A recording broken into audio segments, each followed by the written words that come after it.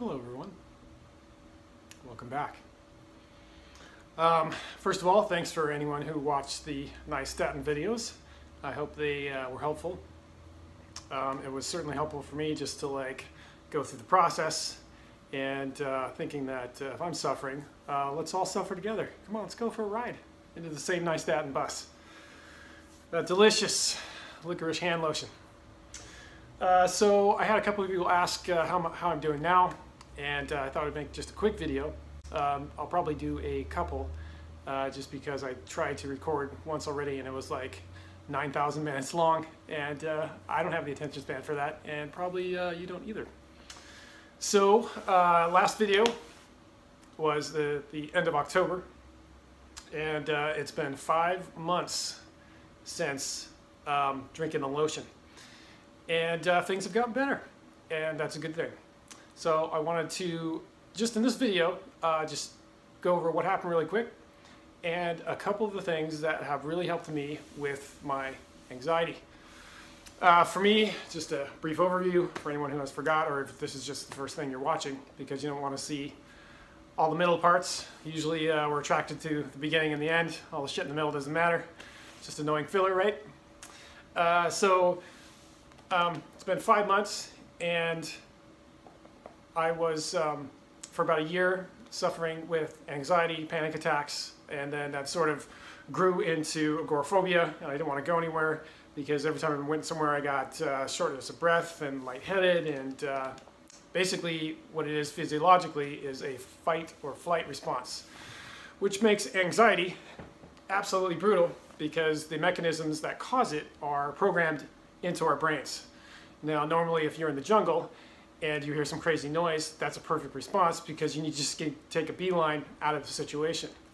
But now we're in civilized society, it can be a detriment because in terms of anxiety, your brain thinks shit is going to hit the fan, and so your body reacts accordingly even though nothing may actually be threatening you. That's what I learned anyway. So it's been 5 months. I am feeling better.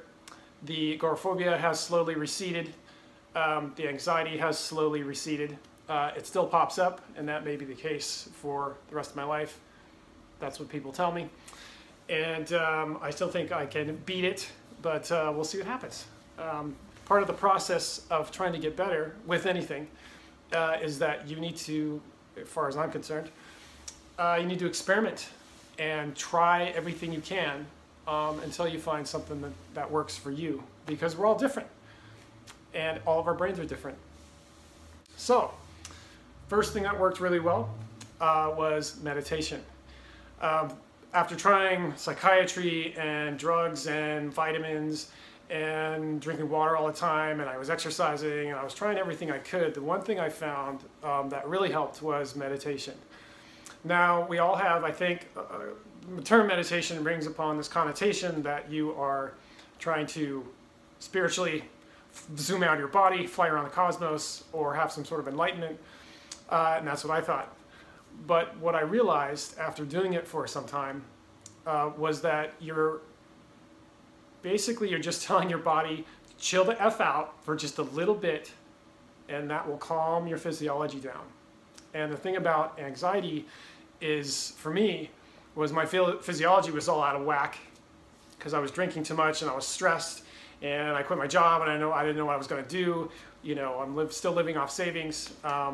So when you're in that sort of fight or flight state, everything becomes a trigger. And meditation is basically a way for you to take a break from freaking out. And which is weird because when I started the meditation, I was doing it every day for 20 minutes. I was just sitting down and I was just breathing. And I started going to a church group that's non-denominational, but everyone just sits there for an hour and we just breathe and nobody says anything. And it's fantastic. After, it was hard initially because I was having panic attacks, and so the idea of just being around people was scary. But over time, as you sort of fight that feeling that things are going to crumble, you start to get better at it and your body starts to respond, basically. And so at this point, I'm still going for an hour once a week. And like I said, what I've learned is you're just training your body to relax. If not just for an hour, if you're just sitting there and you're breathing. Now your mind doesn't give a shit about you relaxing. Your mind is going to zoom around. It's going to think about the future. And what are you doing tomorrow? And did I leave the stove on? And that's okay. You can let it just think stuff. You can bring yourself back to just, I'm just sitting here breathing. Everything's fine. And it really, really does help. And like with anything, with practice, if you just do it once a day, for now, if you want to start just once a day, even just 5 minutes, you're basically, you're just training your body to slow down. Everybody, just calm down. We're not going to die. That helped me a lot. And hopefully it can help you. Second thing, counseling. So if you can, I would recommend going to a counselor. Now, what I did is initially I started going to 2 counselors.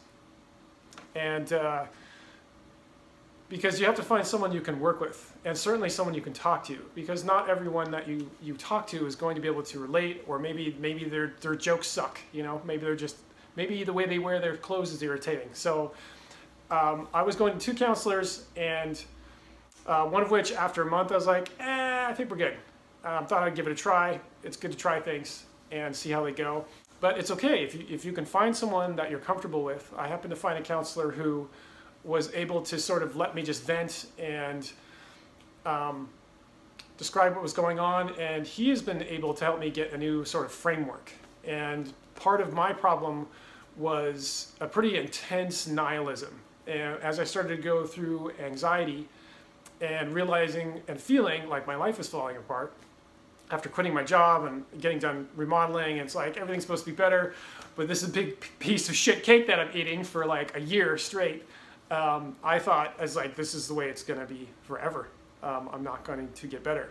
But by just talking with someone, it really helps you realize that, you know, you're not alone. A lot of people have anxiety. A lot of people are suffering, hence why you may be watching this video in the first place. So know that you're not alone. Like, everybody's going through something. Basically, life is just a matter of trying to dodge as much suffering as you can. And because it will happen, right? Something is going to happen to throw you off. And I feel like I had a pretty good run for a while. And then everything just took a dump. Thanks, universe. So meditation, if you can, give it a shot. And counseling, if you can, give that a shot. I think it really is effective. Just being able to talk with someone, which is part of the reason I'm making these videos too, is to just get it out. And hopefully it helps someone and just get that positive feedback loop going. And the better you feel, if you let me know, the better I feel. And we all feel better, and we can all sit around and hug each other for at least a couple minutes, right? It's okay.